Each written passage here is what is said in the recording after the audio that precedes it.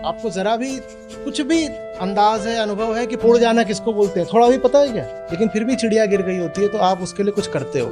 बुद्ध ने जैसे आपको थोड़ा सहारा देना चाहा हो कि मैं सिर्फ इतना ही बोल दूंगा कि मार्ग खुद ही खोज लो, तो लोग कहेंगे कि फिर तुम किस लिए हो? पुराने कंप्यूटर खराब हो गया था, बाकी सब उसका झड़ गया था, लेकिन हार्ड डिस्क बच गई थी, तो हार्ड डिस्क ले आके कहाँ लगा दी? नए कंप्यूटर में। तो पुराने कंप्यूटर का जितना डेटा था वो नए वाले में पहुंच गया, बस बाहर से देह बदल गई। लोगों ने कहा यही तो भगवत गीता में लिखा है। तुमने कृष्ण को भी अपने जैसा बना लिया ना। बुद्ध भी कहते हैं पुनर्जन्म होता है, पर वो ये नहीं कहते कि तुम्हारा होता है, कहते तुम ही नहीं हो तो तुम्हारा पुनर्जन्म कैसे होगा? हमारा दुख जरूर बहुत जबरदस्त होगा, इतना जबरदस्त कि वो किसी और को हिला गया। उसी दुख के कारण बुद्ध के लिए तमाम तरीके के आयोजन और मनोरंजन तैयार किए जाते थे। अब वो जा रहे हैं वहाँ पे, उनको दुख ही दुख दिख गया, और इसलिए फिर बुद्ध अपनी यात्रा की, अपने दर्शन की शुरुआत करते। ये जो दुख मिल रहा है ना, इसके साथ साथ सुख जुड़ा हुआ है।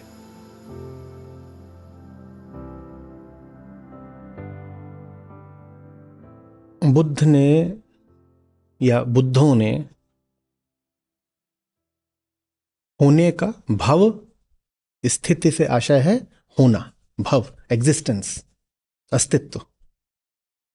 बुद्ध ने स्थिति, उत्पत्ति, विनाश, प्रभाव, प्रलय, आना, मिट जाना, सत असत, हीन, मध्यम, उत्कृष्ट आदि शब्दों का उल्लेख लोक व्यवहार का अनुसरण करते हुए किया है, न कि इसलिए क्योंकि ये सचमुच या तत्वतः हैं।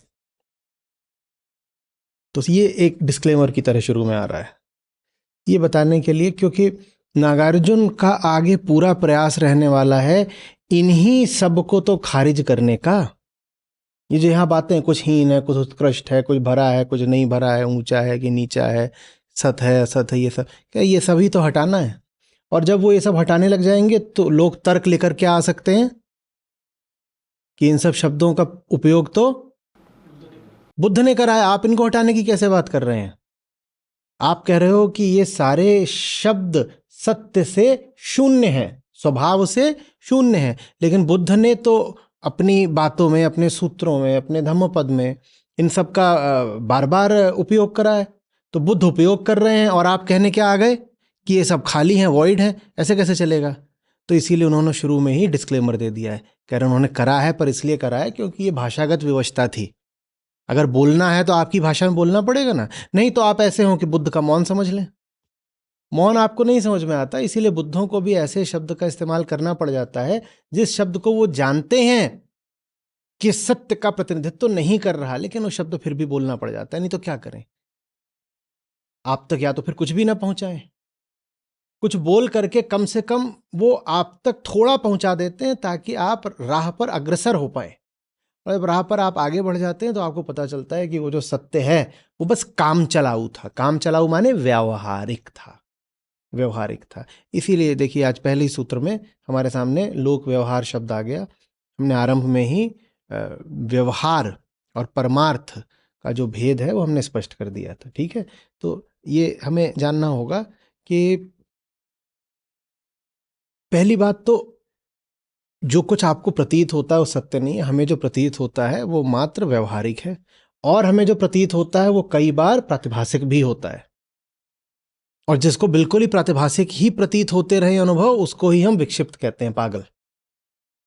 जो अपने ही एक व्यक्तिगत विश्व में जीना शुरू कर दे उसका क्या नाम होता है? पागल। और क्या? आप लोगों के साथ यहां बैठा हुआ है और वो बोले कि मैं तो इस समय झूले झूल रहा हूं सावन के, या मैं नदी में अभी डुबकियां ले रहा हूं, तो आप उसको क्या बोलोगे? अपनी दृष्टि में हो सकता है वो जो कह रहा हो वो बिल्कुल ठीक हो, उसको सचमुच ऐसा लग रहा हो झूले झूल रहा है, लेकिन तो ये प्रातिभासिक सत्य कहलाता है। आपको लग रहा है, बस आपको लग रहा है। तो जो प्रातिभासिक सत्य है वो झूठ है।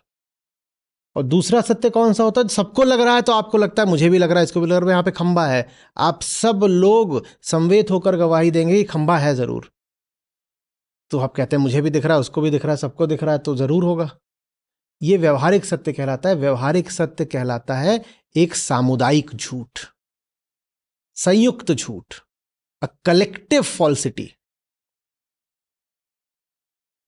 जो प्रतिभासिक सत्य है वो कैसी फॉल्सिटी है? इंडिविजुअल। और जिसको आप फैक्ट्स बोलते हो या व्यवहारिक सत्य बोलते हो, है वो भी असत्य ही, पर वो कैसा झूठ है? जो सबको लग रहा है। चूंकि सबको लग रहा है तो हमें थोड़ा आत्मविश्वास आ जाता है कि सच ही होगा भाई, मुझे भी लग रहा है खंबा, उसको भी लग रहा है खंबा है, तो होगा ही होगा। इससे बस ये साबित होता है कि आपकी इंद्रियों की वृत्ति और उसकी इंद्रियों की वृत्ति सेम है, एक बराबर है। तो वेदांत में कई बार उदाहरण दिया जाता है जब इंद्रियों की बात आती है। कहते हैं इंद्रियां झूठ बोलती हैं, इंद्रियां एकदम झूठ बोलती हैं। तो उदाहरण कैसे देते हैं? जो वेदांत को समझाने चाहते हैं लेखक या आचार्य लोग, वो कहते हैं कि उदाहरण के लिए बहुत सारे उदाहरण हैं, एक उसमें से ये बड़ा प्रसिद्ध उदाहरण है कि अपना एक हाथ ले लो, वो बर्फ में डाल दो, और एक हाथ ले लो और वो किसी गर्म बर्तन के ऊपर रख दो, 1 मिनट तक रहने दो। एक हाथ 1 मिनट तक बर्फ में रहने दो और एक हाथ 1 मिनट तक आंच में रहने दो। उसके बाद दोनों हाथों को साधारण तापमान के पानी में डाल दो, एक ही पानी में, एक ही बाल्टी में दोनों हाथ डाल दो। एक हाथ बोलेगा पानी गर्म है, एक हाथ बोलेगा पानी बहुत ठंडा है। इंद्रियां झूठ बोल गई ना। एक हाथ बर्फ पर रख दो और एक हाथ रख दो आंच पर, रखा रहने दो थोड़ी देर तक। फिर दोनों हाथों को उठा करके एक ही बाल्टी के साधारण तापमान के पानी में डाल दो। अब एक हाथ बोलेगा पानी गर्म है, एक हाथ बोलेगा पानी ठंडा है। बोलो किसने सच बोला? इंद्रियां झूठ बोलती हैं। तो जो भी बात रिलेटिव हो, तुलनात्मक हो, समझाने वालों ने कहा कि वो झूठ होती है। जो भी बात आप तक किसी और के माध्यम से, किसी और के आधार पर, किसी और की गवाही से पहुंच रही है, वो बात झूठ है। जहां बीच में कोई आ गया वो बात झूठ है। समझ में आ रही बात? जहां बीच में कोई आ गया वो बात झूठ हो गई।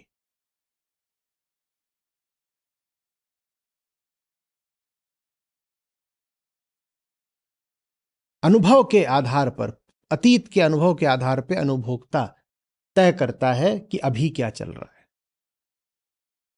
और अतीत का अनुभव तो संयोगिक भी हो सकता है ना, होता ही है। तो हम उसका कोई, ये सारी बातें कही क्यों गई हैं? ये सारी बातें कही इसलिए गई हैं क्योंकि जो मूल चुनौती है वो मानव मात्र का दुख है। ये सारी बातें इसलिए नहीं कही गई हैं किसी के पास बुद्धि बहुत ज्यादा थी तो उसने घोड़े दौड़ाने शुरू कर दी और एक के बाद एक दनादन 20 किताबें लिख दी। और आम जनता में दार्शनिकों की छवि कुछ ऐसी ही होती है कि इनकी बुद्धि एकदम भीतर उत्पात मचाती थी तो कुछ तो करना था, तो ये दर्शन में घुस गए और वहां से ऐसी ऐसी बातें निकाल लाए और किताब लिख दी। और इनकी जो किताबें हैं ये आम आदमी किसी काम की तो है नहीं। आम आदमी तो जब किसी को थोड़ा ताना मारना होता है तो उसको बोलता है अरे बड़े फिलोसफर हो रहे हो, ज्ञान बहुत बढ़ गया तुम्हारा, जाओ जाओ ज्ञान अपना हमें मत सुनाओ। ये लेक्चर किसी और को देना। ये सब सुना है कि नहीं सुना है? हम कहना चाहते हैं ये जो सारी बात है वो इसलिए नहीं है कि बुद्धि बेलगाम हो रही थी। ये सारी बात इसलिए है क्योंकि हृदय में गहरी करुणा थी। बुद्ध शुरुआत ही यही कह करके कहते हैं कि सर्वम दुखम, दुख ही दुख है, दुख के अलावा कुछ नहीं है। और इसलिए फिर बुद्ध अपनी यात्रा की, अपने दर्शन की शुरुआत करते, कहते दुख नहीं होता, तुम इतने दुखी नहीं होते, मैं अपना काम नहीं कर रहा होता। तो जो बुद्ध का पहला ही सत्य है वो यही है कि सब दुखी हैं, दुख के अलावा कुछ नहीं है। दुख, उसी को और संक्षेप में कह देते हैं कि हाँ, जीवन दुख है या सिर्फ दुख, सिर्फ दुख, दुख सूत्र, दुख।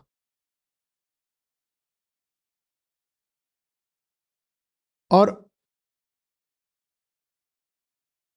बौद्ध मत का कारणता में बड़ा ठोस विश्वास है। वो कहते हैं अगर कुछ है तो उसके पीछे कोई वजह होगी,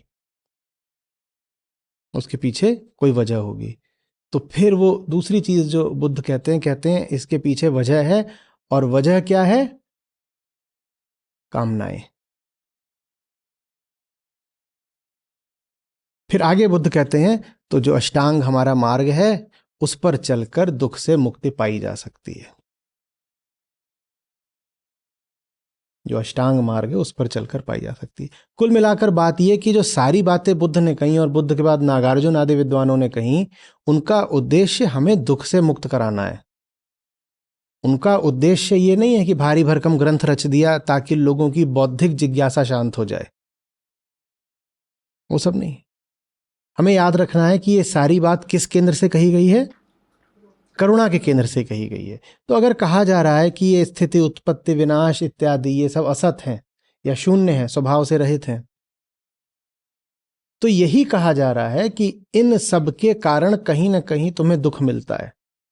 तुम चूंकि इनको स्वभाव युक्त जानते हो इसलिए ही तुम्हें दुख मिलता है। तुम्हारे दुख का संबंध निश्चित रूप से इन्हीं बातों से है। प्रतीत्य समुत्पाद बौद्ध दर्शन में एक बड़ी केंद्रीय बात है। तो कहते हैं ये जो दुख मिल रहा है ना, इसके साथ साथ सुख जुड़ा हुआ है।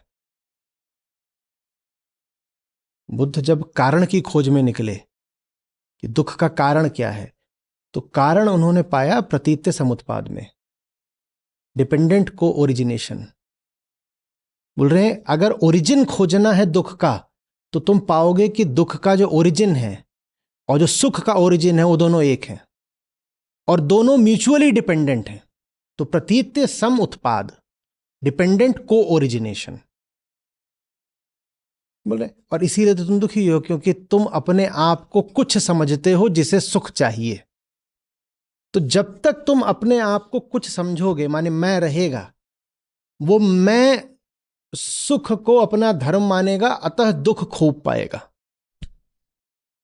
वो जो मैं है वो देखिए, ले देकर अगर हम सांख्य योग के पास जाएं या श्री कृष्ण के पास जाएं तो यहां बात यह कही जा रही है कि प्रकृति से सही संबंध बनाना सीखो। प्रकृति से सही संबंध बनाना सीखो। सारे दार्शनिक, सारा दर्शन वहां से आ रहा है जहां जीवन के प्रति असहजता देखी गई है। सब ठीक नहीं चल रहा है। जब सब ठीक नहीं चलता ना, तो इंसान फिर जिज्ञासा करता है, पता करना चाहता है कि बात क्या है, बात क्या है। और ठीक नहीं चल रहा है का एक ही तो अर्थ होता है कि जीवन से मेरा रिश्ता ठीक नहीं है। और क्या गलत हो सकता है? मेरी देह से मेरा रिश्ता ठीक नहीं है, मेरी मेज से मेरा रिश्ता ठीक नहीं है, मेरे आसपास के लोगों से रिश्ता ठीक नहीं है, अपने ही मन से मेरा रिश्ता ठीक नहीं है, स्मृतियों से रिश्ता ठीक नहीं है।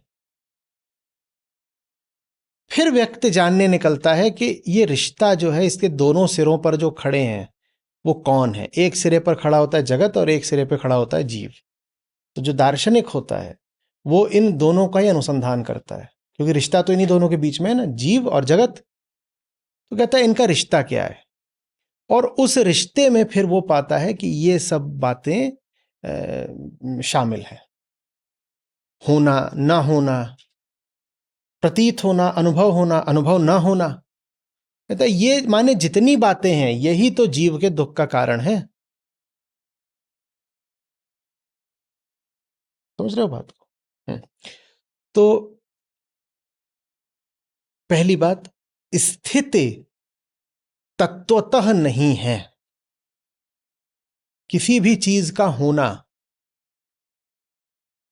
एग्जिस्टेंस, भाव, भाव माने इमोशन नहीं होता। दर्शन में भाव का अर्थ होता है एग्जिस्टेंस। भव, भव है ना, भव माने होना। तो होना सचमुच है नहीं। कुछ भी जो आपको लग रहा है जैसा वैसा वो है नहीं, वो बस आपको प्रतीत हो रहा है। इसी बात को अद्वैत वेदांत में कहते हैं प्रक्षेपण। जगत अहम का प्रक्षेपण है। अष्टावक्र गीता। जो कुछ भी आपको लग रहा है आप ही को लग रहा है। और जैसा अभी लग रहा है, अगर स्थिति बदल जाए तो वैसा लगेगा नहीं।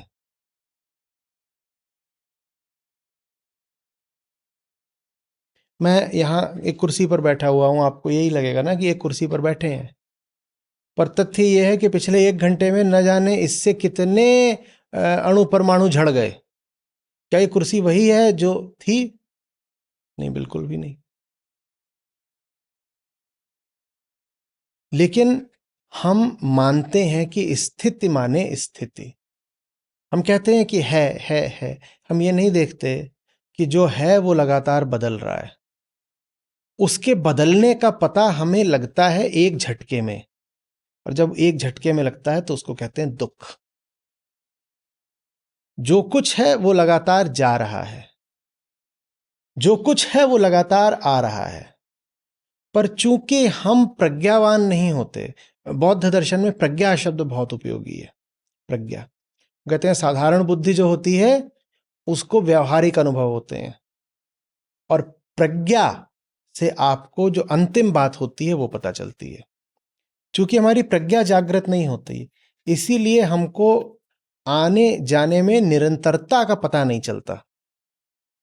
हमको लगता है सब ठीक ही है, सब ठीक ही है, सब ठीक है।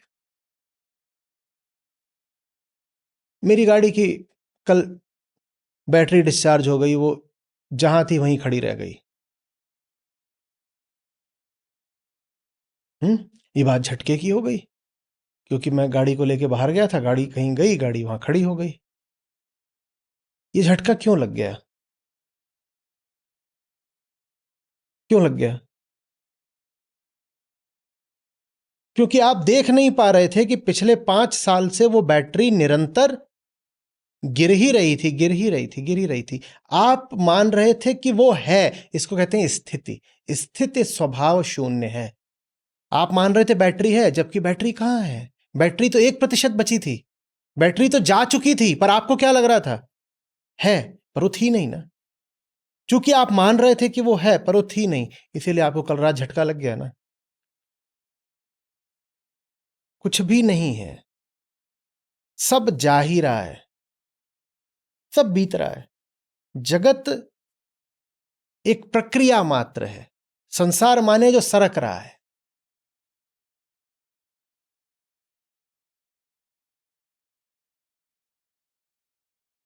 समझ में आ रही?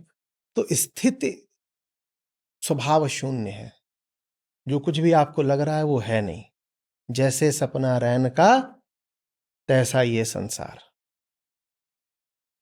अनुभव सत्यता की कसौटी नहीं है। अनुभव धोखा देता है, कुछ इसलिए क्योंकि इंद्रियां स्थूल होती हैं, और कुछ इसलिए कि इंद्रियां अगर सूचना ला भी देती हैं तो मन उस सूचना को अपने स्वार्थ के चलते सुनना नहीं चाहता। मन नहीं सुनना चाहता। एक दिन आपकी मेडिकल रिपोर्ट आती है कि आपको दिल की बीमारी हो गई है।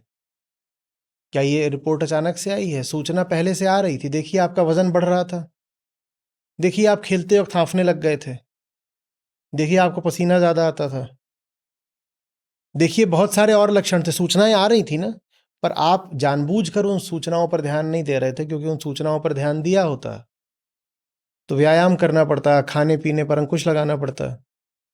तो पहली बात तो इंद्रियां सारी सूचना ला नहीं सकती। आपके पास कोई इंद्रिय नहीं है, उदाहरण के लिए, जो हृदय के भीतर, माने ये जो दिल नाम की चीज है शरीर में, इसके भीतर जा करके ठीक ठीक आपको बता दे कि अभी कहां पर क्या गड़बड़ चल रही है। तो पहली बात तो इंद्रिय पूरी सूचना लाती नहीं। दूसरी बात, वो अगर कुछ ले भी आए तो उसको अहम मानना नहीं चाहता है, क्योंकि अगर उसको मानेगा तो उसे स्वयं ही बदलना पड़ेगा। स्वयं को बदलने से आशय है उसे स्वयं की निस्सारता जाननी होगी, तो हम मानना नहीं चाहता। ये सारी बातें पुनः याद दिला रहा हूं, इसी दृष्टि से सुनिएगा कि ये बातें अगर आपने नहीं जानी तो जो बुद्ध ने बात कही थी, जिस चीज से विवहल होकर के बुद्ध जंगल को निकल गए थे, वो चीज आपकी जिंदगी में बनी ही रह जाएगी। उस चीज का नाम है दुख। बुद्ध कोई दार्शनिक नहीं है, बुद्ध आपके मित्र हैं। बुद्ध को कहना कि बुद्ध ऐसे हैं, बुद्ध विद्वान हैं, या ये कहना कि बुद्ध भगवान है, महात्मा है, वो सब बाद की बातें हैं। बुद्ध का स्थान बहुत बहुत ऊंचा है, इसलिए क्योंकि बुद्ध सबसे पहले और सबसे ज्यादा करुणा से प्रेरित थे। बुद्ध ज्ञान की खोज में नहीं गए थे जंगल, ज्ञान उनके लिए बाद में आता है। बुद्ध को जिस चीज ने सबसे ज्यादा आहत करा था वो क्या था? जन्म, जरा, व्याधि, मृत्यु।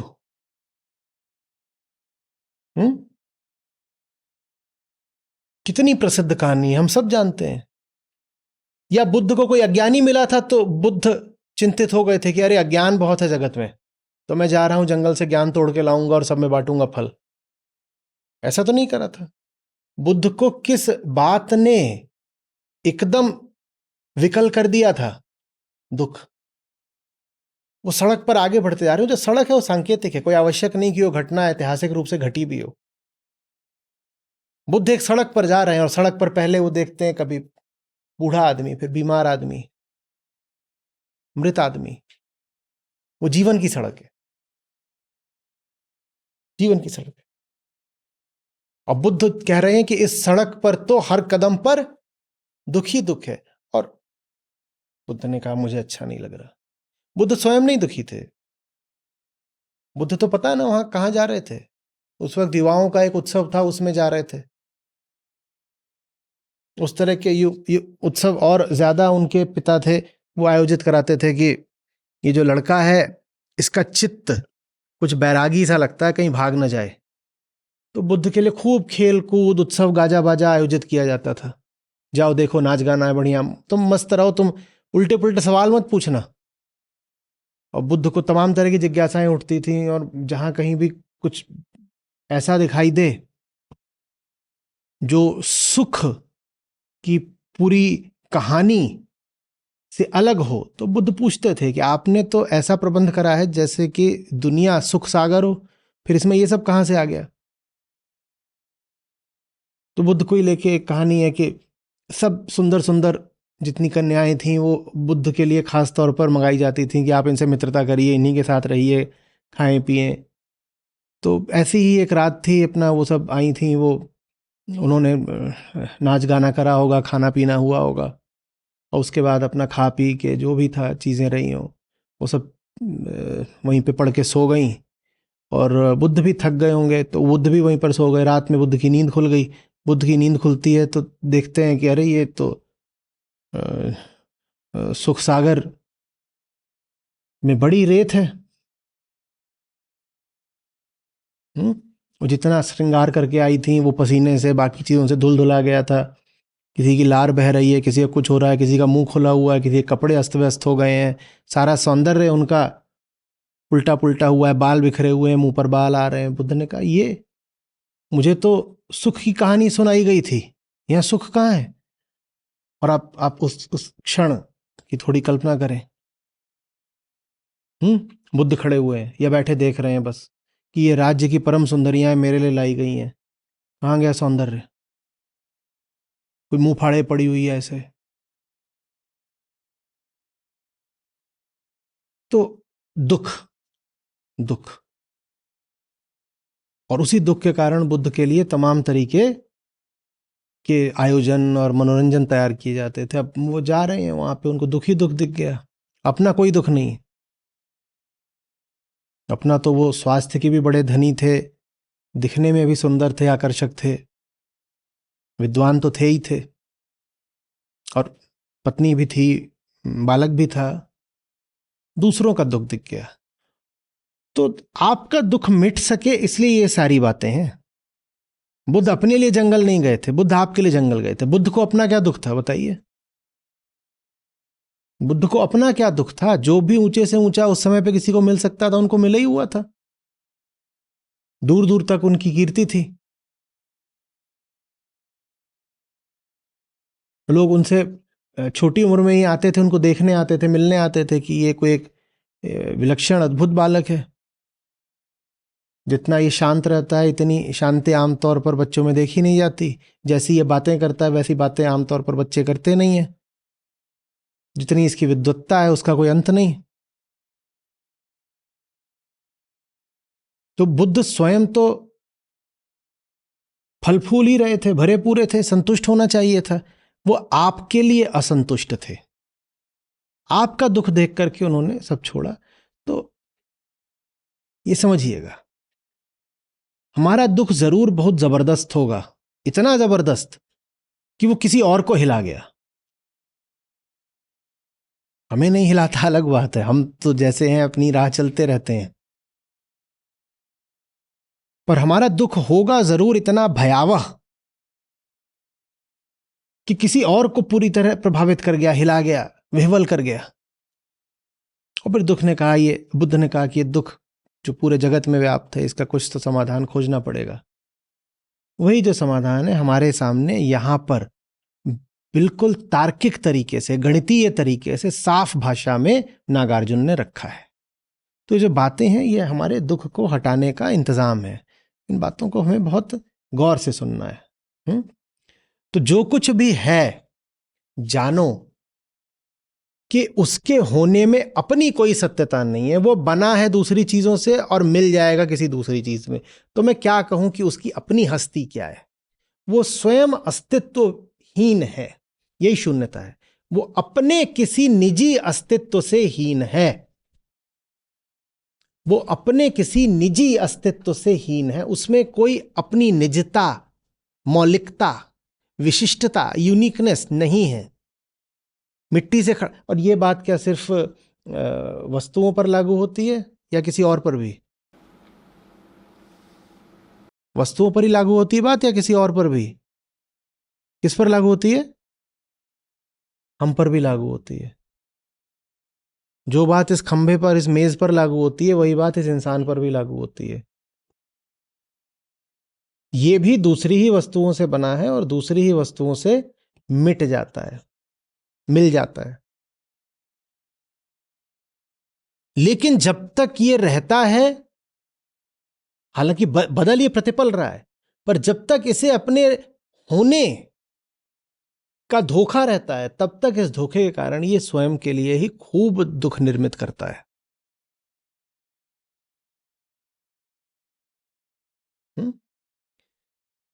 उत्पत्ति उत्पत्ति तो तब मानी जाती है ना, जब जो उत्पन्न है उससे पहले ही वो न हो। किसी भी वस्तु को आप उत्पन्न कब मानोगे? जब वो पहले नहीं थी। पहले नहीं थी। परंतु यदि सब कुछ एक प्रवाह में ही है और जो अभी है वो पहले भी था, बस अब आपको वो एक नए नाम और रूप में दिख रहा है, तो उत्पत्ति काहे की माने? कुछ कहां उत्पन्न हुआ?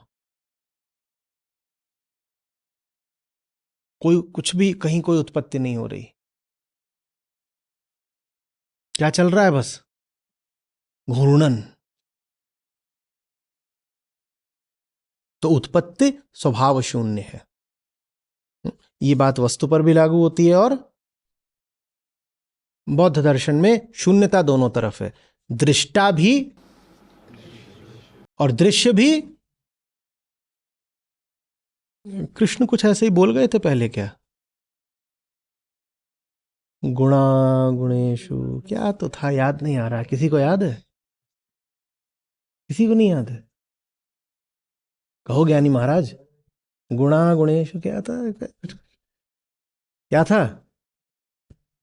वर्तंत से कुछ करके था क्या? वो बैठा हुआ है वहां भगवत गीता वाला, तुम बताओ। वो मोबाइल खोल रहा है।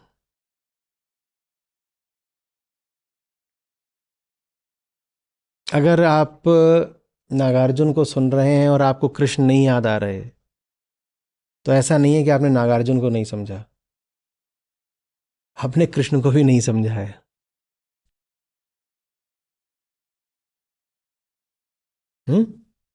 बार बार बोलता हूं, कृष्ण को वहां एक एक दार्शनिक की तरह देखें, उनकी बात को समझने की कोशिश करें, उनकी बात के पीछे जो तर्क है उसमें जाने की कोशिश करें।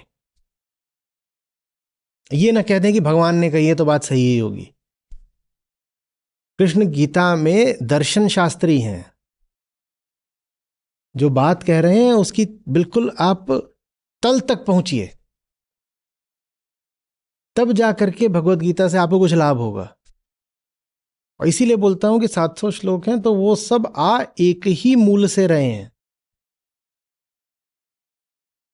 बातें बहुत सारी हैं, पर उनके पीछे जो तार्किक सिद्धांत है वो एक ही है, और जो एक तार्किक सिद्धांत है उस तक पहुंचना बहुत जरूरी है।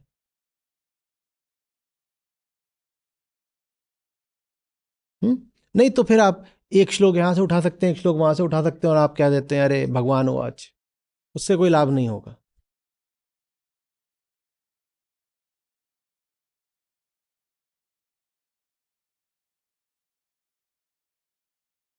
विनाश, विनाश तो तब माना जाए ना जब जो है अब वो नहीं रहा, जो अब है अब वो नहीं रहा। बताओ किसका विनाश? आप यहां बैठे हुए हैं, आपके शरीर की एक एक कोशिका अमर है, क्योंकि प्रकृति अमर है। बताओ प्रकृति मिटी है कभी? प्रकृति में वस्तुएं अपना नाम रूप गुणधर्म परिवर्तित करती रहती हैं। प्रकृति मिटी है क्या कभी? वास्तव में अमर प्रकृति ही है, और कुछ हो ही नहीं सकता अमर। हाँ, ये होता है कि आपकी जब मृत्यु हो जाती है तो वो कोशिका अभी आपके शरीर में, वो मिट्टी अभी जिस रूप में आपके शरीर में है वो उस रूप में नहीं रहती है। कुछ उसमें से जाके धुएं में मिल जाता है, कुछ नदी में मिल जाता है, कुछ मिट्टी में मिल जाता है, ऐसे हो जाता है। पर कुछ भी कहीं गया क्या? विनाश हुआ क्या? विनाश तो हुआ ही नहीं, कुछ नहीं बदला। तो मृत्यु झूठ है, ठीक वैसे जैसे जन्म झूठ है। जन्म में भी बस रूप का परिवर्तन होता है और मृत्यु में भी बस रूप का परिवर्तन होता है। इसी रूप के परिवर्तन को पुनर्जन्म कहा गया। लेकिन हम अज्ञानियों ने, अनाड़ियों ने, हमने पुनर्जन्म का मतलब ये निकाल लिया कि शरीर में एक चिड़िया बैठी होती है, जब आप मरते हो तो चिड़िया उड़ के जाती है और किसी माँ के पेट में घुस जाती है, और वो चिड़िया पुराने जन्म की सारी स्मृतियां वगैरह लिए रहती है। तो जो नया बच्चा पैदा होता है वो ऐसे ही है कि जैसे पुराने कंप्यूटर खराब हो गया था, बाकी सब उसका झड़ गया था, लेकिन हार्ड डिस्क बच गई थी। पुराने कंप्यूटर में आग लग गई, लेकिन किसी तरीके से उसकी हार्ड डिस्क बचा ली, तो हार्ड डिस्क ले आके कहाँ लगा दी? नए कंप्यूटर में। तो पुराने कंप्यूटर का जितना डेटा था वो नए वाले में पहुंच गया, बस बाहर बाहर से देह बदल गई। लोगों ने कहा यही तो भगवत गीता में लिखा है, तुमने कृष्ण को भी अपने जैसा बना लिया ना। छोटी बुद्धि का यही परिणाम होता है, आपको सब अपने ही जैसे छोटे नजर आते हैं। नागार्जुन बड़े सख्त हैं, आप अगर संस्कृत में उनकी बात पढ़ेंगे तो बात बात में बोलते हैं। तो अब अपनी बात लिखेंगे, फिर आगे लिखेंगे लेकिन मंद बुद्धि ऐसा बोलते हैं। वो बिल्कुल ऐसे आपका सम्मान नहीं करते, सीधे कहते हैं मैं तो ये कह रहा हूं लेकिन मंद बुद्धि ऐसा कहते हैं। सम्मान तो हमारा बुद्ध ने भी नहीं करा है। आप धम्मपद उठाइए, वहां बुद्ध ने आम आदमी को कहा सुअर तो है ये, और कौन है? इसी संज्ञा से विभूषित किया है। जो भी कोई सच्चाई को जान जाएगा वो आम आदमी को सुअर के अलावा और क्या बोलेगा? उन्होंने कहा इनको कितना भी समझा लो, कुछ भी कर लो, लौटना इनको कीचड़ में ही है।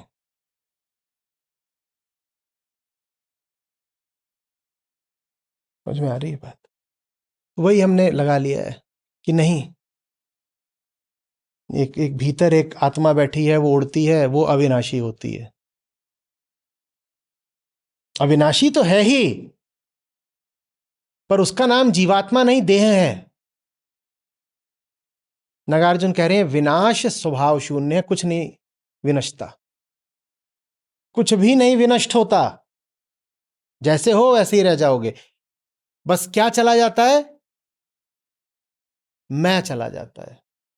जैसे लोहे में जंग लग गई तो लोहे का जो गुण था वो जंग में नहीं पाया जाएगा। अब ये मैं जो है गुण मात्र है देह की इस विशिष्ट संरचना का। देह में जब ऐसी संरचना है तो क्या बोलती है? मैं। जब ये संरचना नहीं होती तो ये मैं नहीं बोलती। ये वैसी सी बात है कि आपकी गाड़ी है, उसके हॉर्न के तार कट जाए तो मैं नहीं बोलेगी ना। पर पहले हॉर्न के तार नहीं कटे थे, आप हॉर्न में आते थे तो आवाज क्या आती थी? मैं। तो इससे क्या पता चलता है कि गाड़ी के अंदर कोई जीवात्मा थी जो मैं बोलती थी? नहीं, वो तो जो यंत्र है हॉर्न, और जो उसमें तार लगे हुए हैं, उन सबका एक सम्मिलित धर्म है। बौद्ध मत में धर्म से आशय होता है गुण। उदाहरण के लिए पानी का धर्म है शीतलता, तो वहां पर ये धर्म से आशय वो नहीं होता कि पानी का धर्म है शीतलता और अग्नि का धर्म है जला देना, ऐसे ऐसे कहते हैं वहां पर। क्या बोल रहा था? हाँ, तो हॉर्न का आपने तार काट दिया तो अब गाड़ी मैं नहीं बोल रही है, तो इसका आशय ये थोड़ी है कि गाड़ी में पहले एक जीवात्मा थी वो उड़ गई। बस यही है कि जो एक संरचना थी पहले, वो मैं बोला करती थी, वो संरचना अब नहीं रही, तो अब कोई मैं बोलने वाला नहीं बचा। वो संरचना नहीं रही तो कोई मैं बोलने वाला नहीं बचा। पुनर्जन्म को तो बुद्ध ने भी स्वीकार करा है, पर व्यक्तिगत पुनर्जन्म को नहीं। बुद्ध भी कहते हैं पुनर्जन्म होता है, पर वो ये नहीं कहते कि तुम्हारा होता है, कहते तुम ही नहीं हो तो तुम्हारा पुनर्जन्म कैसे होगा? अरे यहां ही अनात्मा है तो पुनर्जन्म किसका होगा? लेकिन कहते हैं हाँ, पुनर्जन्म तो होता ही रहता है। आदमी मिट्टी बनता है, मिट्टी आदमी बन जाती है, यही पुनर्जन्म है। पुनर्जन्म को तो वेदांत भी मानता है और बुद्ध भी मानते हैं, लेकिन वैसा पुनर्जन्म नहीं जिसको ये टोना टोटकाबाज मानते हैं और जिसको आम भारतीय आम सनातनी मानता है। उस पुनर्जन्म को न वेदांत मानता है न बुद्ध मानते हैं। पुनर्जन्म होता है, किसका होता है? अहम वृत्ति का होता है। और अहम वृत्ति किसमें होती है? अहम कह देने की वृत्ति किसमें होती है? वो हमेशा तैयार बैठी है मैं बोलने को, बस मौका मिले। मौका बहुत देर देर में मिलता है, पर मौका मिलते ही वो बोलती है मैं। अहम वृत्ति किसमें पाई जाती है? मिट्टी में। अहम वृत्ति कहां पाई जाती है? मिट्टी में। अच्छे से समझ लो। और मिट्टी से आशय ये नहीं जो पांव के नीचे की मिट्टी है, मिट्टी माने प्रकृति, पदार्थ। हवा के एक एक अणु में मैं बोलने की जैसे इच्छा है, चाहत है, वृत्ति है, बस टेंडेंसी है वो, लेकिन बोल नहीं पाता। कब बोलता है? जब तुम सांस लोगे तो वही हवा अंदर चली जाएगी तो तुम्हारा देह बन जाएगी, फिर क्या बोलेगी? मैं। तो एक संरचना होती है, वो मैं बोल देती है। वो संरचना जब झड़ जाती है, जब ढह जाती है, तो मैं का कहना, मैं का बोला जाना समाप्त हो जाता है और फिर वही संरचना पुनः किसी और तरीके से खड़ी हो जाती है, तो फिर से वो बोल देती है मैं। ये पुनर्जन्म है। समझ में आ रही है बात? ये तो उत्पत्ति भी झूठ है, स्थिति भी झूठ है और विनाश भी झूठ है। यही तीन चीजें मानी जाती है ना। जन्म लेना, होना, मिट जाना। बुद्ध कह रहे तीनों बातें झूठ है। न आए हो, न हो, न जाओगे। न आए हो, न हो, न जाओगे। तुम मिट्टी हो, तुम सदा से हो, तुम अमर हो। रही बात तुम्हारी अपनी व्यक्तिगत आत्मा की, वैसी कोई वस्तु होती नहीं है। प्रकृति की क्या आत्मा होगी? तुम क्या हो? तुम प्रकृति हो। प्रकृति की क्या आत्मा होगी? तुम्हारी क्या आत्मा होगी? तुम तो देह हो, देह की कौन सी आत्मा होती है? भगवत गीता में हम इन तीन की बात करते हैं ना। तो प्रकृति की आत्मा हो सकती है क्या? आत्मा और प्रकृति में तो संबंध यही होता है कि दोनों परस्पर पराये होते हैं। अब ये प्रकृति है तो इसकी क्या आत्मा होगी? ये दोनों तो म्यूचुअली एक्सक्लूसिव है ना, तो प्रकृति की तो कोई आत्मा हो नहीं सकती। न आए हो, न हो, न जाओगे। ये बात ऐसे ही नहीं बोल दी गई है कि वाह सुनने में बड़ी अच्छी लग रही है, हाँ अब सब लोग तालियां बजाएंगे। ये बात बोल दी गई है क्योंकि इससे दुख मिटता है। अपने आप को जो जन्मा समझे उसने अपने आप को दुखी बना लिया। अपने आप को जो जीवित समझे उसने अपने आप को दुखी बना लिया। जो अपने आप को जीवित समझे उसने दुखी बना लिया। इसीलिए फिर ऋभु गीता में ऋषि शुभंकर क्या बोलते हैं? बोले बोले महाराज, आप समझ में आ रही बात? जो बात यहां नागार्जुन कह रहे हैं कि स्थिति झूठ है, स्थिति माने होना, स्थित होना, होना अस्तित्वमान होना, जो बात यहां पे कह रहे हैं वही बात वहां पर ऋभु गीता में है। न में जीव इति ज्ञात्वा सजीवन मुक्त उच्यते। तुम नहीं हो, जीव माने जो है, कह रहे नहीं हो, तुम हो ही नहीं, तुम नहीं हो। जो ये जान गया वो जीवन मुक्त हो जाता है और जीवन मुक्त होना ही दुख का अंत है। तो बुद्ध ने बस इतना ही नहीं करा था कि उन्होंने दुख देख लिया और दुख देख लिया तो उन्होंने दर्शन झाड़ना शुरू कर दिया, यही नहीं करा था। बुद्ध की जो बात है वो समाप्त होती है दुख से मुक्ति पर। तो देखा, ईमानदारी से चुनौती को देखा, चुनौती से संघर्ष किया और अंत में चुनौती पर विजय भी पाते हैं। बुद्ध का दर्शन साफ कह रहा है ये बात है और ये बात अगर तुम समझ जाओगे तो दुख से मुक्ति मिलेगी। उसी मुक्ति को कहते हैं निर्वाण, वही मुक्ति निर्वाण कहलाती है। जिसको हम वेदांत में मुक्ति मात्र बोल देते हैं, वो बुद्ध की भाषा में निर्वाण है। निर्वाण का क्या मतलब होता है? सारी तृष्णाओं का मिट जाना।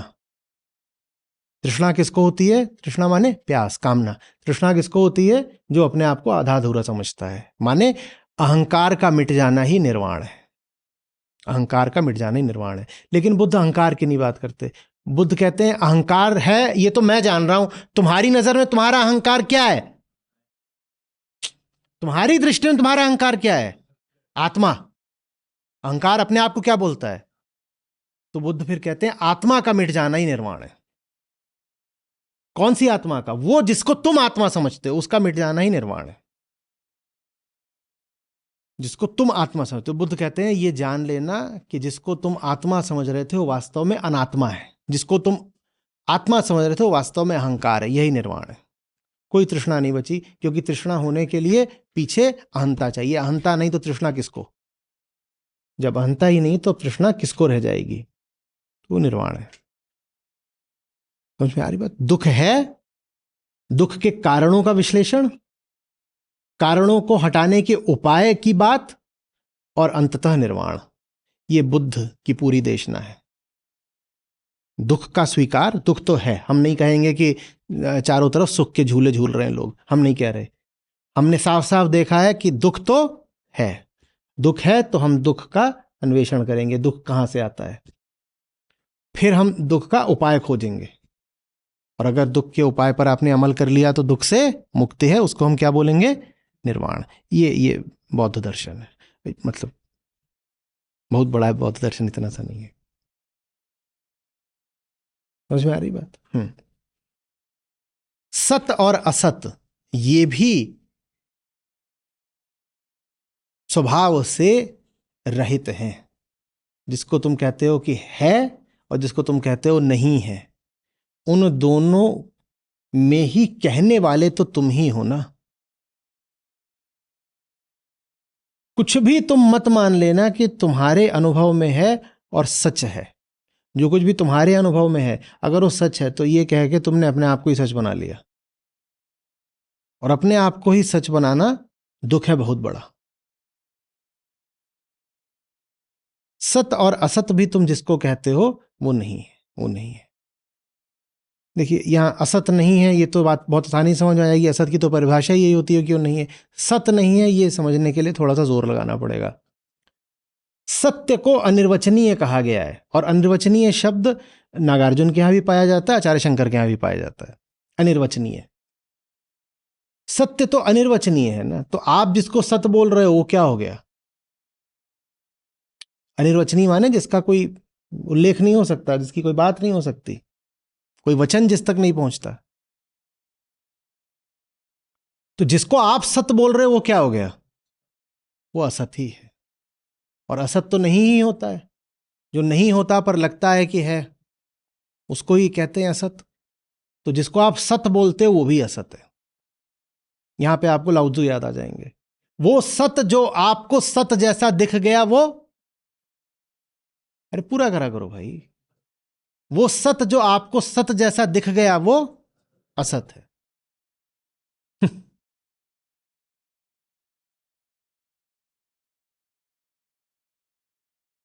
पश्चिम में मेरे ख्याल से बर्ट्रैंड रसल है, देखना उन्हीं की है। उन्होंने कहा था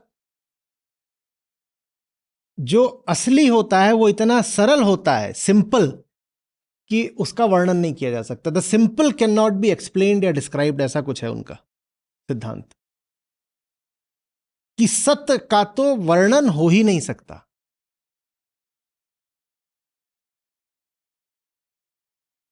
सत्य का वर्णन हो ही नहीं सकता। और आपने वर्णन करने की ठान रखी है, आप जिस भी चीज को सत्य बोल रहे हो वो असत्य ही है।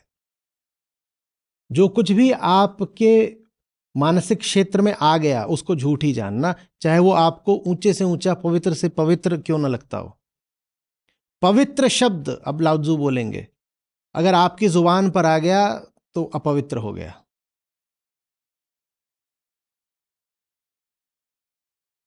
नित्य को आपने यदि छू दिया तो वो अनित्य हो गया। प्रेम का अगर आपको पता चल गया तो वो अप्रेम हो गया। हम ऐसी जबरदस्त शय हैं कि हम सत्य को भी छू दे तो वो असत्य हो जाता है। आप हमारी ताकत देखिए, सत्य भी हमसे घबराता है, कहता है इन्होंने अगर हमें छू दिया तो हम कहीं के नहीं रहेंगे।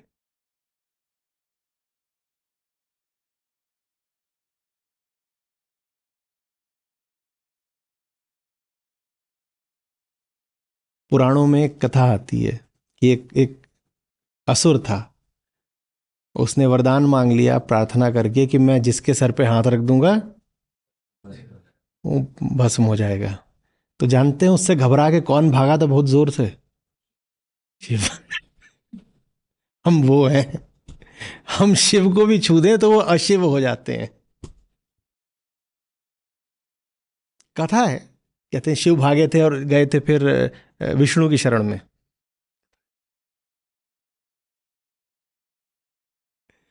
तो फिर विष्णु ने क्या करा था?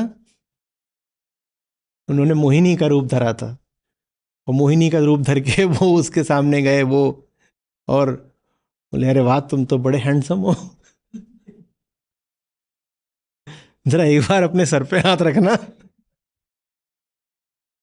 अब मोहिनी ने बोल दिया है तो कुछ भी करना ही पड़ेगा। तो उसने भाई ने अपने सर पे हाथ रख दिया, उड़ गया।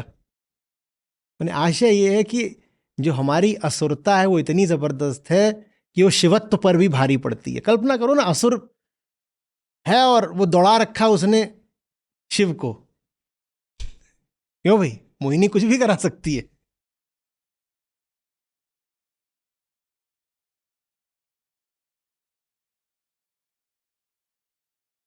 शिव भी भाग रहे हैं।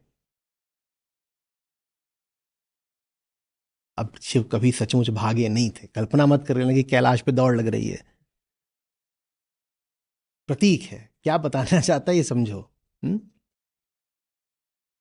मैं तो सोच रहा था कि पुराणों पर ही बात शुरू करूं, लेकिन वहां कुछ ऐसा मिलना जिसका सचमुच कुछ प्रतीकात्मक सार हो, वो 10-20 कथाओं में से कुछ एक होता है।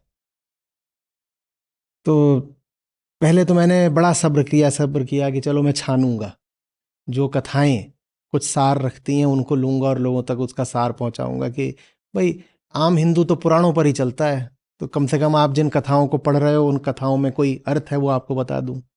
पर अर्थ है 20 में से एक कहानी में, बाकी 19 का मैं क्या करूं?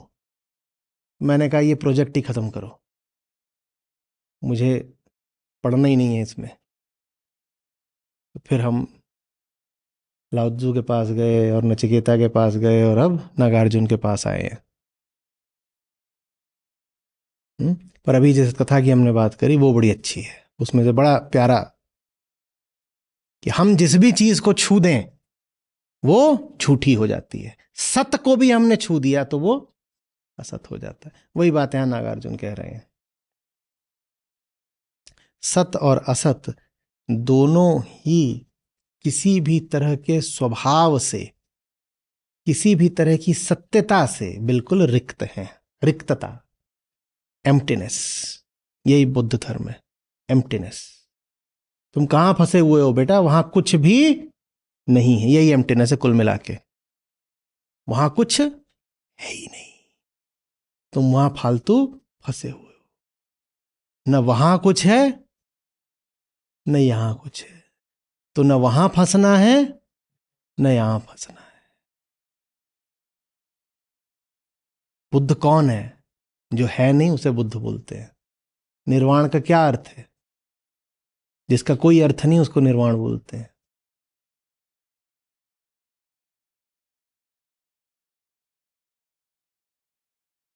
समझ में आ रही है बात?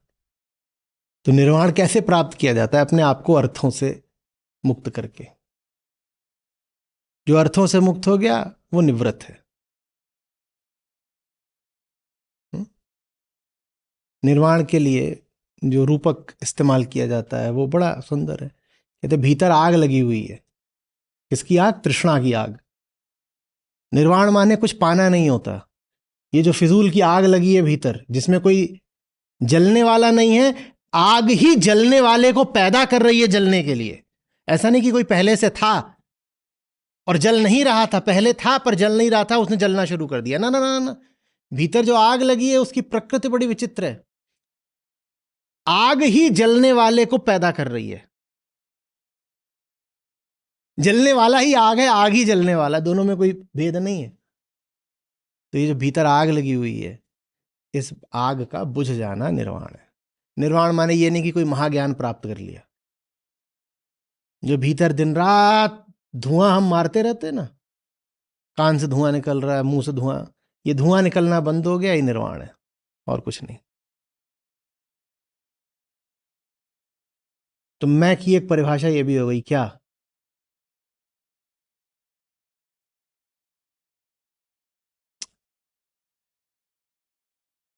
जो मौत के बाद तो एक बार जलता है, मौत से पहले रोज रोज जलता है। जो मौत के बाद तो एक बार जलता है, पर मौत से पहले प्रतिपल जलता है, उसको अहंकार बोलते हैं।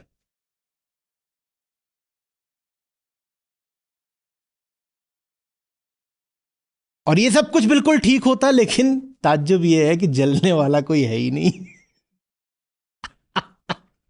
जलने वाला कोई नहीं है, लेकिन मालिक फिर भी जले जा रहे हैं, और जलने से जितना दुख होता है वो पूरा पा रहे हैं। हम ये नहीं कह रहे कि जलने से कोई लाभ नहीं, हम कह रहे हैं जलने वाला ही कोई नहीं, कुछ नहीं, फिजूल, खाली।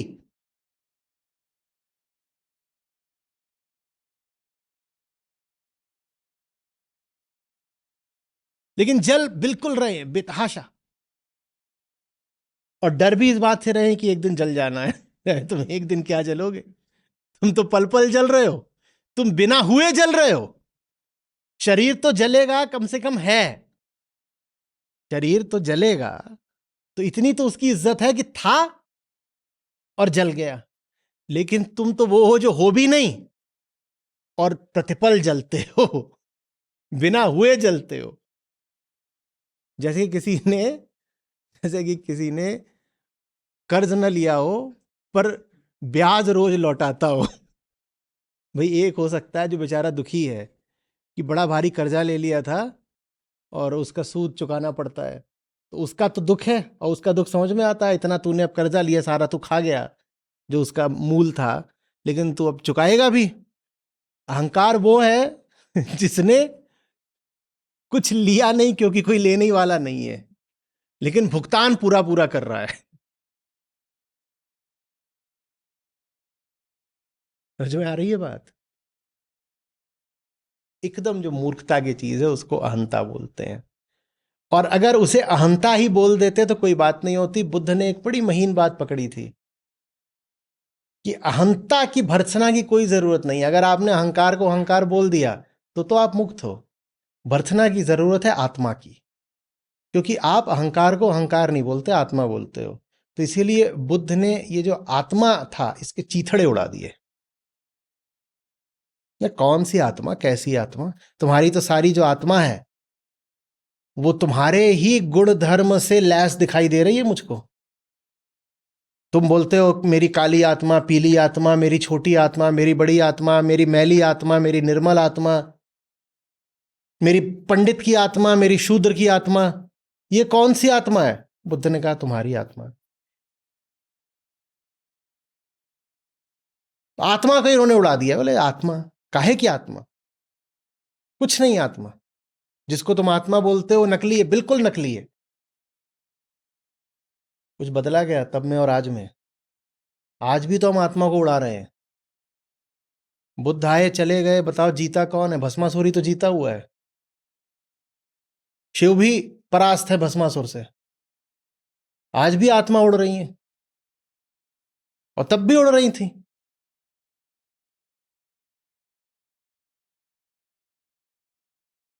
और इतनी जबरदस्त तरीके से उड़ रही थी आत्माएं कि बुद्ध को अपनी एक अलग धारा ही बहानी पड़ी। बोले इनका कुछ नहीं हो सकता, इन्हें कितना भी समझा लो ये नहीं सुधरने वाले। तो उन्होंने कहा फिर ऐसा है, दुख तो मुझे तुम्हारा मिटाना ही है, और उसके फिर लिए जो रास्ता है वो है बौद्ध धर्म।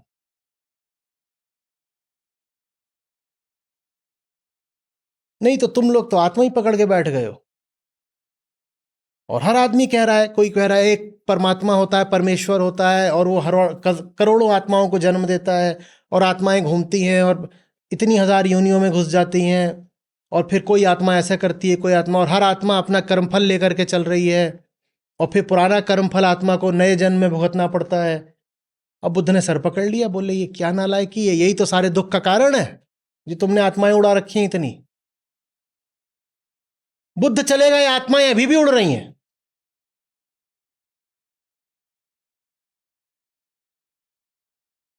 क्या करें, क्या करें। हम लेके आए हैं उपनिषद मार्का एंटी एयरक्राफ्ट गन्स, सब उड़ने वाली चीजों को गिराएंगे नीचे। बेटा जमीन पर आ जाओ, वो जहां तुम उड़ रहे हो ना वहां दुख ही दुख है। जमीन पर आओ।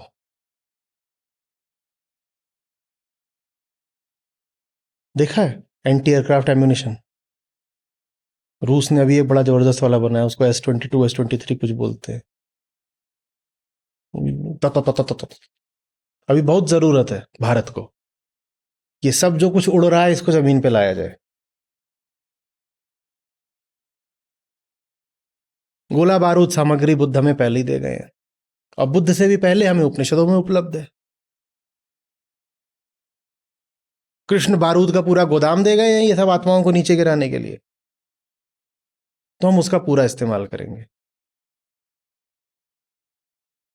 सनातनियों का, भारत का और पूरे विश्व का दुख तब तक नहीं मिटेगा जब तक हम ये माने बैठे हैं कि हम हैं, कि भीतर एक चिरैया बैठी हुई है। जब तक वो भ्रम नहीं हटेगा, वही माया है, अहंकार ही माया है, अहंकार ही जीवात्मा है, यही माया है। जब तक वो भ्रम नहीं हटेगा भारत के दुख का कोई अंत नहीं हो सकता।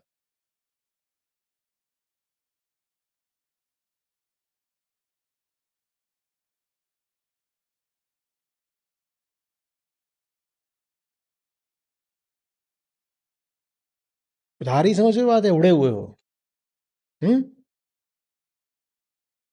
जीवन का एक ही उद्देश्य है, ये जो उड़ने की कल्पना है इसको लैंड करा दो। हमें उसको लैंड कराना है जो उड़ा ही नहीं, हमें उसको मारना है जो जन्मा ही नहीं।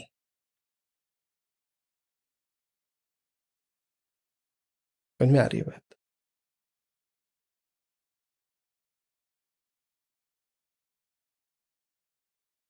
होना चाहिए बहुत आसान काम, पर बहुत मुश्किल काम है। जो सचमुच उड़ रहा हो उसको नीचे लाना फिर भी आसान है, जो उड़ नहीं रहा पर उसे लग रहा है कि उड़ रहा है उसको नीचे लाना बहुत मुश्किल है। अनुपम से पूछो, कई बार उड़ जाता है गोवा वगैरह में, उसको तुम उसको तुम नीचे ला के दिखा दो, सचमुच उड़ रहा होता। जो कुछ उड़ रहा है वो सचमुच कभी ना कभी तो नीचे आएगा। कोई भी फ्लाइट अधिक से अधिक कितने घंटे की हो सकती है, कभी ना कभी तो लैंड करेगी। पर हमारी फ्लाइट है कि लैंड ही नहीं कर रही, हमारे हिसाब से हम हैं, हम हैं और हम उड़ रहे हैं।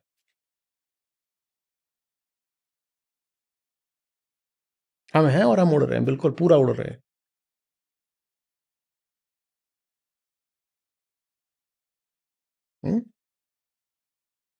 आप लोगों के लिए एक अच्छा अभ्यास होगा, भगवत गीता का कोई सूत्र है आपके सामने, कबीर साहब का कोई दोहा है आपके सामने, उसको आप महात्मा बुद्ध की बात से जरा मिला कर देखें।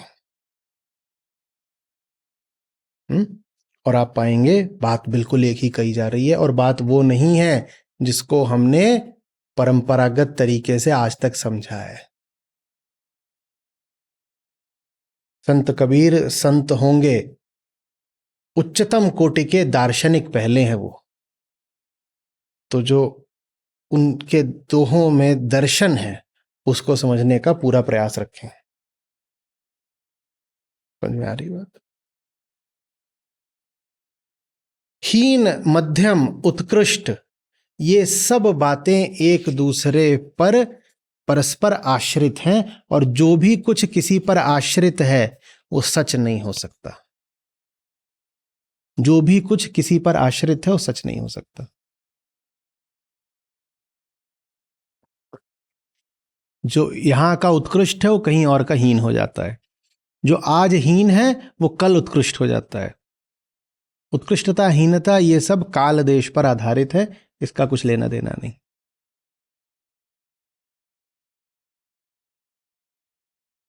को ओरिजिनेशन, समुत्पाद। एक चीज है ही इसीलिए क्योंकि दूसरी चीज है। वो दूसरी चीज ना हो तो ये चीज नहीं हो सकती। ऐसी चीज जो हो ही नहीं सकती दूसरी चीज के हुए बिना, उसको बुद्ध ने कहा है कि तुम शून्य जानना। अगर तुम्हारे पास कुछ ऐसा है जो किसी और वस्तु के हुए बिना हो ही नहीं सकता, तो जो तुम्हारे पास है उसको तुम शून्य जानना। क्या तुम श्रेष्ठ हो सकते हो जब तक कोई और हीन ना हो? तो अपनी श्रेष्ठता को शून्य जानना। लाओ त्जू कहते हैं, जैसे ही तुम किसी को सुंदर बोल देते हो, बात बहुत असुंदर हो जाती है। Beauty creates and necessitates ugliness. तुम्हारे पास सत्य नहीं है, सिर्फ सिद्धांत है। हम जिसको सौंदर्य बोलते हैं वो सिर्फ एक कॉन्सेप्ट है, सिद्धांत है। और सब कॉन्सेप्ट्स बड़े लंगड़े होते हैं, उन्हें बैसाखियों की जरूरत होती है। हर कॉन्सेप्ट किसी दूसरे कॉन्सेप्ट पर आश्रित होता है, यही कॉन्सेप्ट की परिभाषा है। सिद्धांत की परिभाषा यह है कि सिद्धांत हो ही नहीं सकता बिना किसी दूसरे सिद्धांत पर आश्रित हुए। तो जो कुछ भी सिद्धांततः है, बुद्ध ने कहा है, उसको तुम रिक्त जानना, वॉइड। इसीलिए जो एक उपनिषद मुझे बहुत प्रिय है, उसका क्या नाम है? निरालंब उपनिषद। बहुत सुंदर शब्द है वेदांत का, निरालंब, किसी पर आश्रित नहीं। आत्मा अकेली है जो निरालंब है। आत्मा माने कौन सी आत्मा? वो आपकी वाली आत्मा नहीं, जिसको हम आत्मा बोलते हैं, वो आत्मा नहीं। उसी आत्मा का तो खंडन बुद्ध ने करा है। वेदांत वाली आत्मा, वेदांत वाली आत्मा। दो आत्माएं हैं हिंदू परंपरा में, एक वेदांत वाली, एक पुराणों वाली। पुराणों वाली वो आत्मा है जो आपको गरुड़ पुराण में मिलती है, जीवात्मा। उसी जीवात्मा का बुद्ध ने जोरदार खंडन करा था कि वो जीवात्मा जैसी कोई चीज नहीं होती। और जिसको बुद्ध ने शून्यता कहा, आप उसी को वेदांत में आत्मा समझिए। बुद्ध की शून्यता और वेदांत की आत्मा, ये दोनों एक शब्द हैं। भीतरी जगत में जो शून्यता है उसको आप वेदांत की आत्मा के समतुल्य जानिए। बाहरी जगत में जो शून्यता है उसको आप वेदांत के ब्रह्म के तुल्य जानिए।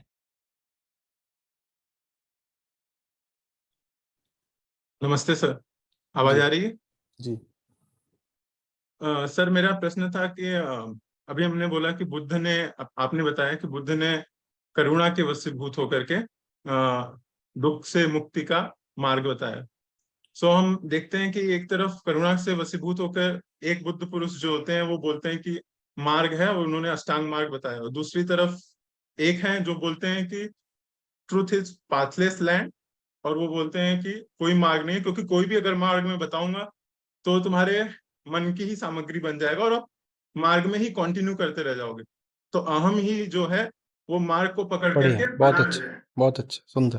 तो ये दोनों में भेद कैसे है, उस पर थोड़ा सा प्रकाश। भेद बस ये है कि कृष्णमूर्ति बहुत सख्त तरीके से, बड़े कड़े शब्दों में कह देते हैं कि देखो भैया, मार्ग तो कोई है नहीं। लेकिन जैसे आज पहले सूत्र में नागार्जुन हमसे कह रहे हैं कि बुद्ध ने लोक व्यवहार की मर्यादा रखते हुए कुछ शब्दों का इस्तेमाल करा है। पहला सूत्र आज यही है ना, शून्यता सप्तति का, कि बुद्ध ने लोक व्यवहार के नाते कुछ शब्दों का इस्तेमाल करा है, हालांकि वे शब्द हैं अर्थहीन ही, लेकिन आप समझ जाए इसलिए बुद्ध ने कुछ बोल दिया। अब आप अष्टांग मार्ग पर आइए तो बुद्ध क्या बोलते हैं, जरा बताइए। उन्होंने आपको कौन सा पाथ बता दिया है? कृष्णमूर्ति यही तो बोल गए कि सत्य का कोई पथ नहीं होता।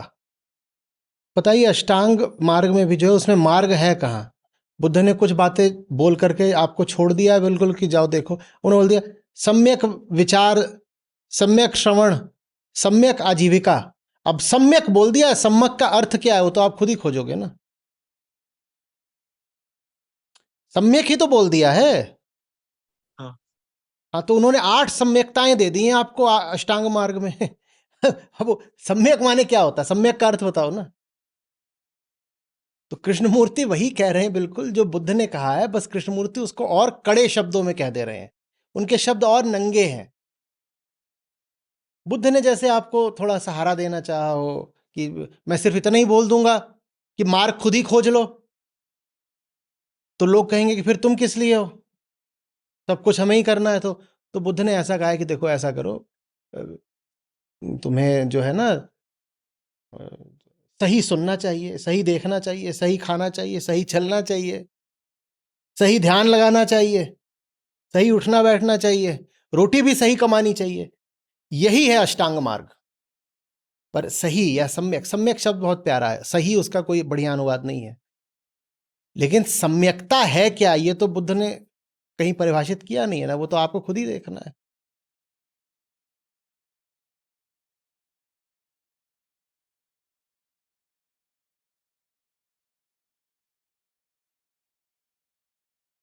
तो अंततः खोजना खुद को ही है। सबको पता है, ये बात सबको पता है, लेकिन उन्हें ये भी पता है कि खुद खोजना अगर इतना सहज सरल होता तो ये सब दुख में काहे को उबल रहे होते। तो यद्यपि आपको खुद ही खोजना है, लेकिन फिर भी सहारा देना पड़ता है। अगर सत्य वास्तव में बस एक पथमुक्त आकाश है, तो कृष्णमूर्ति 91 की उम्र तक मेहनत काहे के लिए कर रहे थे। जाओ भाई, सब लोग अपने अपने आकाश में उड़ लो। वो बेचारे बूढ़े आदमी, उनके आप अंतिम दिनों की आप रिकॉर्डिंग देखिएगा, वो चेन्नई वाली, उनके यहाँ ऐसे लार बह रही है, ऐसे रुमाल लेकर के ऐसे पूछते यार, कैंसर हुआ था उनको, मरने ही वाले हैं बस, और फिर 4 महीने में वो उसके बाद मर भी गए। वो हिल रहे हैं, उनका पूरा शरीर ऐसे ऐसे कांप रहा है, बोला नहीं जा रहा, लार बह रही है, फिर भी बोल रहे हैं। सब आप ही अगर कर लेते तो कृष्णमूर्ति इतनी मेहनत काहे को करते। बीच बीच में भूल भी जा रहे हैं। 91 साल के आदमी, अब क्या आप कुछ बोल रहे हैं, कुछ बोलते बोलते वो बात कोई और बात करने लग जाते हैं। इसे करुणा कहते हैं। करना आपको ही है, लेकिन फिर भी कोई चाहिए जो कुछ इशारे कर दे, थोड़ी देर को उंगली थाम ले, कुछ तो वो करेगा ही ना। वो कैसे देख ले कि आप जिस हालत में उसी हालत में पड़े रह जाओ।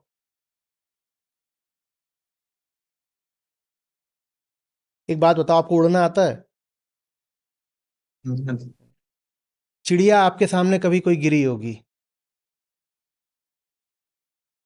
आप ये तो छोड़ दो कि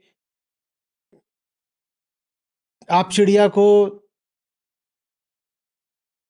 उड़ना सिखा दोगे, आपको स्वयं ही उड़ना नहीं आता। जो करना है चिड़िया को ही करना, और चिड़िया को जो करना है वो तो आप जानते भी नहीं उसे क्या करना है। आपको जरा भी कुछ भी अंदाज है, अनुभव है कि पंख फड़फड़ाना किसको बोलते हैं या उड़ जाना किसको बोलते हैं? थोड़ा भी पता है क्या? आपको पंख दे भी दिए जाएं तो औंधे मुंह गिरोगे भड़ से। लेकिन फिर भी चिड़िया गिर गई होती है तो आप उसके लिए कुछ करते हो, हालांकि आप कुछ नहीं जानते, लेकिन फिर भी आप जो कर सकते हो करते हो। और आपको अच्छे से पता है कि जो करना है वो तो चिड़िया को ही करना है, क्योंकि पंख तो चिड़िया के ही हैं, उसे ही पंख खोलने हैं, उड़ना है, प्रयास सब वही करेगी। लेकिन फिर भी आप कुछ करते हो, और हम नहीं कह सकते कि आपने जो करा उसका कोई मूल्य नहीं। हो सकता है आपने जो 2 बूंद पानी की दे दी चिड़िया को, उनसे बहुत अंतर पड़ गया हो सकता है आपने चिड़िया के सर पे बस जरा सा हाथ फेर दिया, इसी से उसको प्राण मिल गए हो। कोई कुछ कह नहीं सकता।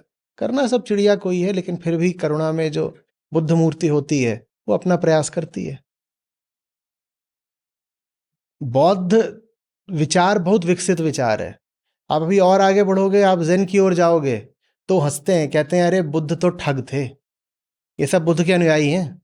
वो ये बुद्ध से ठिठोली करते, कहते बुद्ध तो ठग थे। क्यों ठग थे? कह रहे अरे वो समझाने की कोशिश कर रहे थे जो समझाया ही नहीं जा सकता। ये बुद्ध के शिष्य हैं और ये बुद्ध के प्रति सम्मान में बोल रहे हैं कि बुद्ध तो ऐसे ही थे। समझ रहे हैं बात को? धन्यवाद। Hello sir. हाँ जी, बेसिकली सर मैंने एक चीज मेरे ये नहीं समझ में आ रहा है, व्यवहारिक सत्य और पारमार्थिक सत्य जो है दोनों, तो व्यवहारिक सत्य तो हम अपने लाइफ में पूरा जीते हैं और जिस सत्य को हम पकड़ते हैं वो तुरंत असत्य हो जाता है। जैसे फॉर एग्जाम्पल हमारे जितने भी हम जो रूल्स और रेगुलेशन लेके चल रहे हैं और मैंने एक सत्य को मान के रखा है, तथ्य को मान के रखा है, और जैसे मैंने उसको पकड़ा वो असत्य हो गया और वहां से फिर मेरा अलग सत्य फिर मेरा क्रिएट हो रहा है और अभी मुझे उसको पकड़ना है। ओके, तो ये जनरली कंटिन्यूस चलती रहती है।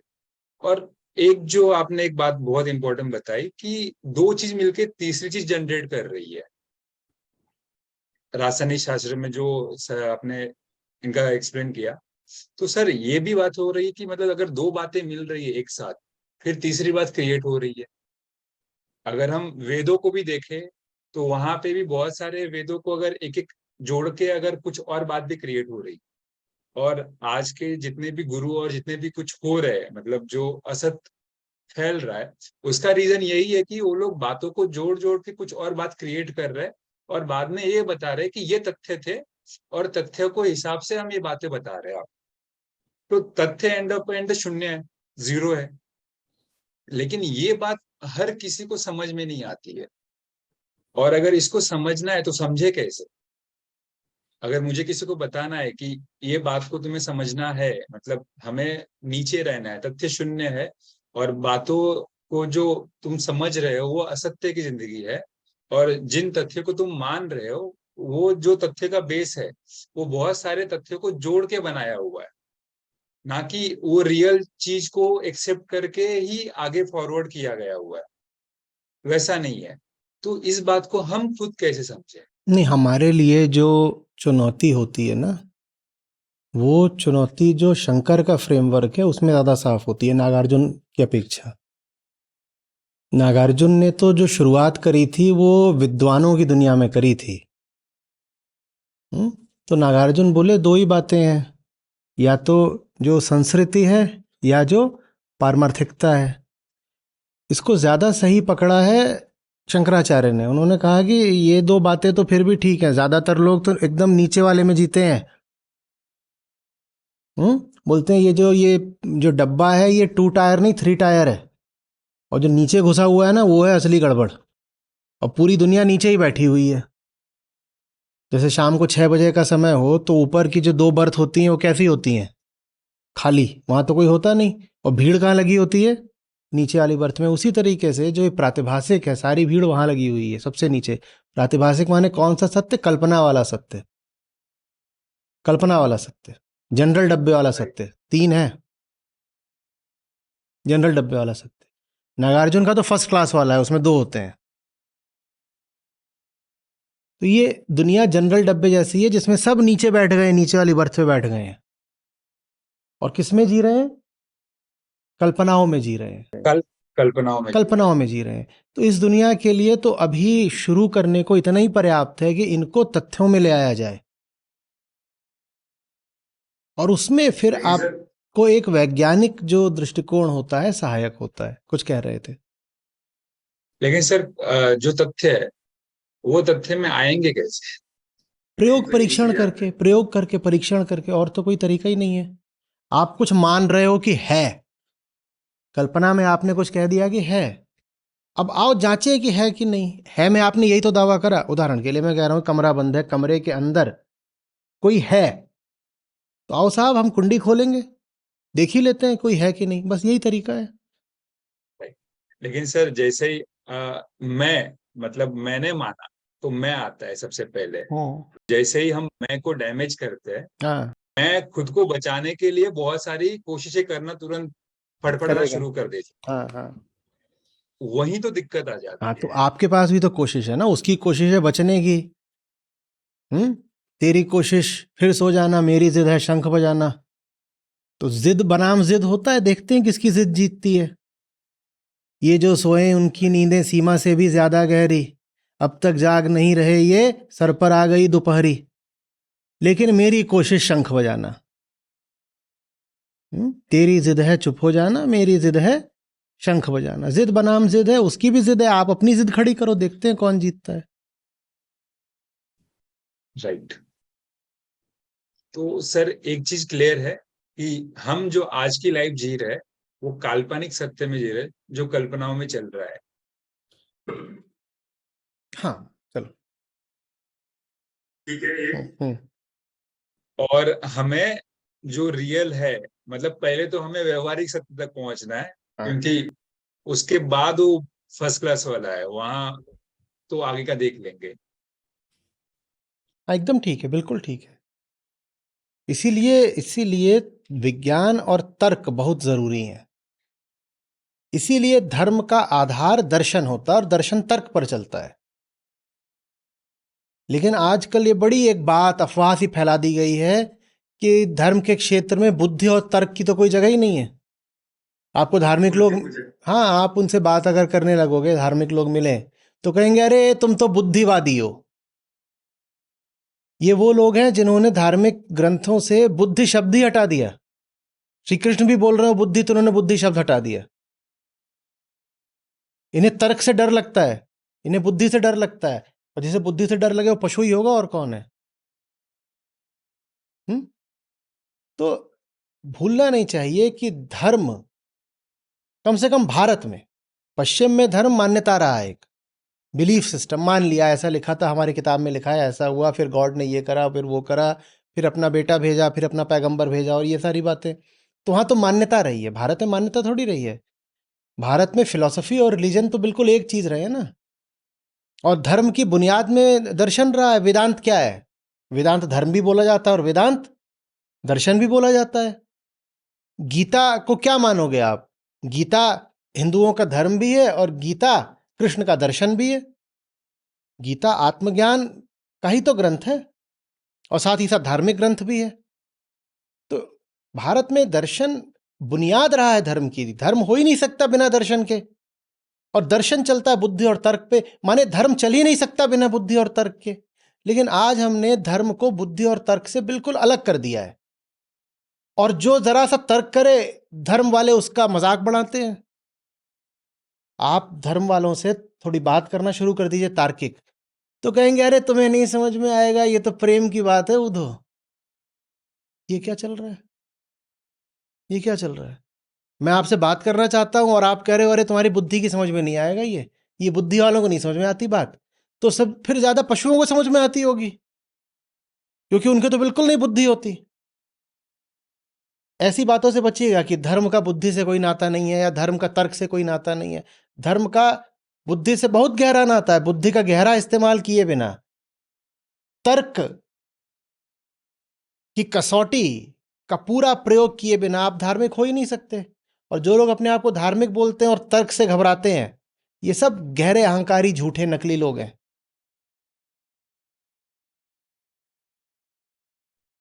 और सर लास्ट था एक, जिस दिन हमें तर्क शून्य लगे तो समझ जाने का कि हम पारमार्थिक सत्य पे है। नहीं, ऐसे कुछ नहीं समझ जाने का, इतना सस्ता नहीं है मामला। आपको जो बोल दूंगा कि ऐसे लगे तो आपको लगने भी लग जाएगा।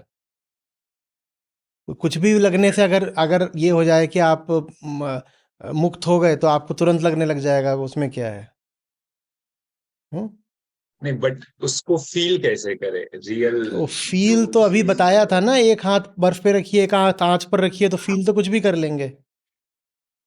अभी मैं इनको कहूं कि अगर तुम ठंड फील करने लगो तुम्हें 2 करोड़ रुपए दूंगा, करेंगे। अभी इनको बोलूं कि तुम्हें अगर ठंड फील होने लगे तो 2 करोड़ रुपए दूंगा, तो ठंड क्या फील होगी? अभी ये 10 अपने ऊपर कंबल डालेंगे, ठिठुरने लगेंगे, सचमुच इनका तापमान 95 हो जाएगा।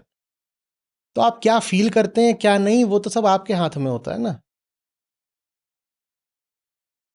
मतलब जो हमारे तर्क है उस पे हमारा मैटर करेगा कि हम क्या, कहाँ हम पहुंचना चाह रहे हैं। तर्क जो है वो अहम का अनुगामी होता है। श्री कृष्ण बता गए ना अब आप चलिएगा और ऐप पर ये डालिएगा कि कौन से श्लोक में श्री कृष्ण ने बताया था कि तर्क तो हम के पीछे पीछे चलता है। आज ही आपका होमवर्क हो ठीक है गया, ठीक है? ऐप पर डालिएगा। ठीक है हाँ। Yes thank you sir